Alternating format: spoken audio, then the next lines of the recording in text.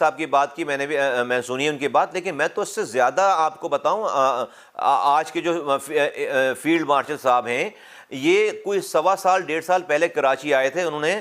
کراچی کی تمام business community کو بلا کر انہوں نے ان سے خطاب کیا تھا. پھر اس خطاب کی باقاعدہ پریس ریلیز جاری ہوئی تھی اور اخباروں میں اور تمام میڈیا چینلز پہ یہ کوٹ ہوئی ہے بات، اور وہاں پر انہوں نے بہت ہی صلاحیت کے ساتھ بہت ہی ڈیٹیل میں پاکستان میں اس بات کی ضرورت کو پیش کیا، اپنا مائنڈ سیٹ بتایا کہ پاکستان میں ایڈمنسٹریٹو بنیادوں پر صوبے بننا ناگزیر ہیں، یہ کرنٹ نظام نہیں چل رہا، ہمیں ڈیولوشن آف پاور کو کرنا ہے، مزید صوبوں کو بنانا ہے. میں تو ان کو کوٹ کر رہا ہوں، میں نے تو ان کی بات سنی ہے، میری کوئی ڈائریکٹ ان سے، میں نے تو اخباروں میں، ٹی وی پہ، ریڈیو پہ، اور بزنس کمیونٹیز کے لوگوں نے باہر آ کر باقاعدہ ٹاک شوز ہوئے اس کے اوپر. تو آپ میاں عامر صاحب نہیں، پاکستان کے ایک بڑے ادارے کی بہت بڑی شخصیت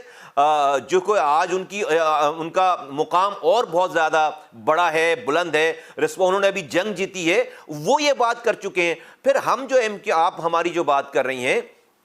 دیکھیے میں سمجھتا ہوں کہ ہمارا فی الحال مسئلہ حل ہو جائے گا، ہمارے اختیارات اور وسائل اگر اس آئینی ترمیم کو ایکسیپٹ کر کے ڈسٹرکٹس کو دے دیے جائیں، پاکستان چل پڑے گا.